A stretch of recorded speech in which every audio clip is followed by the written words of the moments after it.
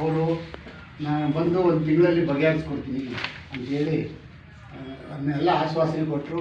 ಜನಗಳಿಗೂ ಹೇಳಿದ್ರು, ಅದೆಲ್ಲ ಪೇಪರ್ಲೆಲ್ಲ ಬಂತು. ಆಶ್ವಾಸನೆ ಕೊಟ್ಟು ಅವ್ರು ಆಶ್ವಾಸನೆ ಕೊಟ್ಟು 2 ತಿಂಗಳಾಯಿತು. 4ನೇ ತಿಂಗಳು 6ನೇ ತಾರೀಕು ಆಶ್ರಯ ಕಮಿಟಿ ಮೀಟಿಂಗ್ ಮಾಡಿದ್ದೀನಿ ಅಂತ ಆಶ್ರಯ ಕಮಿಟಿ ಮೀಟಿಂಗ್ ಮಾಡಿದ್ರು. 4ನೇ ತಿಂಗಳು 6ನೇ ತಾರೀಕು ಮೀಟಿಂಗ್ ಮಾಡಿದ್ರು. ಆ ಮೀಟಿಂಗಲ್ಲಿ ಏನಾಯಿತು ಅಂತ ಇದುವರೆಗೂ ಗೊತ್ತಿಲ್ಲ. ಪರಿಶೀಲನೆ ಮಾಡ್ತೀನಿ ಅಂತ ಹೇಳಿದ್ರು. ಏನು ಪರಿಶೀಲನೆ ಮಾಡಿದ್ರು ಏನು ಅಂತ ಗೊತ್ತಿಲ್ಲ. ಆ ಪರಿಶೀಲನೆ ಅರ್ಧಂಬರ್ಧ 4 ಜನ ಹತ್ರ ಹೋದ್ರು, ಬಂದರು ನಗರಸಭಾಧಿಕಾರಿಗಳು. ಅದೇನಾಯಿತು ಅಂತಲೂ ಗೊತ್ತಿಲ್ಲ.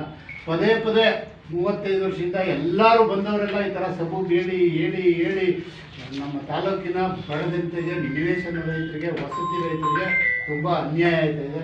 ಈ ವಿಷಯವಾಗಿ ನಾವು ಎಷ್ಟೇ ಶಾಸಕರನ್ನ ಇದು ಮೀಟ್ ಮಾಡಬೇಕು ಅಂತ ಪ್ರಯತ್ನ ಪಟ್ಟರು. ಶಾಸಕರ ಕೈಸೇ ಸಿಗ್ತಾಯಿಲ್ಲ.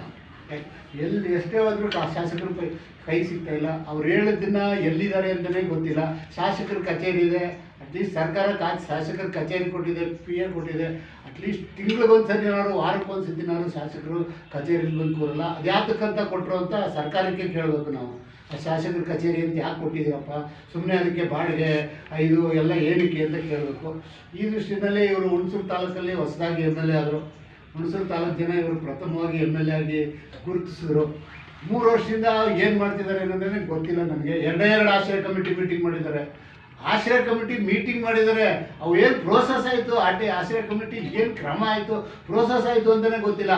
ಮೀಟಿಂಗ್ ಮಾಡಿದ್ರು, ಹೋದ್ರು ಅಷ್ಟೇ. ಆ ಮೀಟಿಂಗು ರೆಜುಲೇಷನ್ ಕಾಪಿ ಕೇಳಿದ್ರೆ ರೆಜುಲೇಷನ್ ಕಾಪಿ ಸಿಗ್ತಾಯಿಲ್ಲ.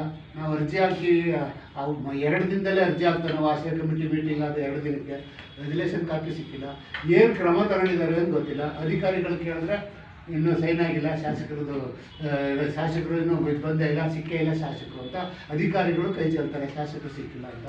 ಹಿಂಗಾದರೆ ಹೆಂಗೆ? ಈಗ ನಾವು ಮುಂದೆ ಈ ವಿಷಯದಲ್ಲಿ ಉಗ್ರ ಹೋರಾಟ ಮಾಡೋಕ್ಕೋಸ್ಕರ ತಮ್ಮೆಲ್ಲರ ಸಹಕಾರ ಕೇಳಿ ಜನಗಳ ಸಹಕಾರ ಕೇಳ್ತಿದ್ವಿ. ನಾವು ಮುಂದೆ ಎಲ್ಲ ಪ್ರಗತಿಪರ ಸಂಘಟನೆಗಳಿಗೆ ಸೇರಿಕೊಂಡು ಹೋರಾಟ ಮಾಡಬೇಕಾಗುತ್ತೆ, ದೊಡ್ಡದಾಗಿ ಹೋರಾಟ ಮಾಡಬೇಕಾಗುತ್ತೆ. ಈ ಹರೀಶ್ ಗೌಡ್ರಂತೂ ನಮಗೆ ಕೈ ಸಿಗ್ತಾಯಿಲ್ಲ.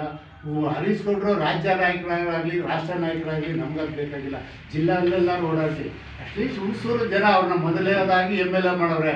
ಆ ಹುಣಸೂರಿನ ಜನ ಋಣನ ತೀರ್ಸೋಕ್ಕಾದ್ರೂ ಅವರು ವಾರಕ್ಕೊಂದ್ಸತಿನಾದ್ರು ಜನಗಳು ಸೇರಿಸ್ಬೇಕು, ಆಡದ ಮಾತನಂತ ನಡ್ಕೋಬೇಕು. ಅದನ್ನು ನಾವು ಒತ್ತಾಯ ಮಾಡ್ತಿದ್ದೀವಿ.